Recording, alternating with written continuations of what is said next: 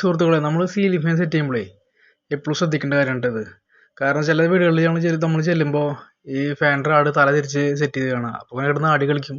അങ്ങനെ ഫാനിൻ്റെ ബെയറിങ് പോകാൻ വളരെ ചാൻസ് കൂടുതലാണ്. അപ്പോൾ നമ്മൾ സെറ്റ് ചെയ്യുമ്പോൾ എപ്പോഴും ശ്രദ്ധിക്കുന്നത് വെച്ചാൽ ഈ ഫാനിൻ്റെ ഈ റാഡിൻ്റെ മുകളിൽ ഇതുപോലെ കട്ട് ചെയ്തിട്ടുള്ള ഭാഗം ഫാനിൻ്റെ മേലേക്ക് ടൈറ്റ് ചെയ്യണം, അടിഭാഗത്തായിട്ട് ടൈറ്റ് ചെയ്യണം.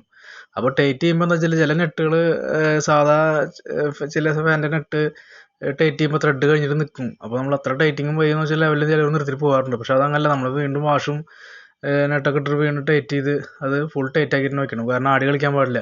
ഫാനിൻ്റെ റാഡും ഫാൻ തമ്മിൽ ടൈറ്റ് ചെയ്ത് കൊടുത്ത് ഒരിക്കലും ലൂസറായിട്ട് ഇങ്ങനെ ആടാൻ പാടില്ല. ആടി കഴിഞ്ഞാൽ ഫാൻ നേരെ ബെയറിങ് കംപ്ലൈൻ്റ് ആവും. അതുപോലെ നെട്ട് കുറേ വർക്ക് ചെയ്ത് നെറ്റിൻ്റെ സെൻറ്റർ ഭാഗം തേഞ്ഞ് പൊട്ടാൻ ചാൻസ് കൂടുതലാണ്. അപ്പോൾ അത് നെട്ട് പൊട്ടി വീഴാൻ ചാൻസ് കൂടുതലാണ്. അപ്പോൾ ഇത് ശ്രദ്ധിച്ച് കഴിഞ്ഞാൽ നമുക്ക് അടിപൊളിയായിട്ട് ഫാൻ സെറ്റ് ചെയ്യാം കേട്ടോ.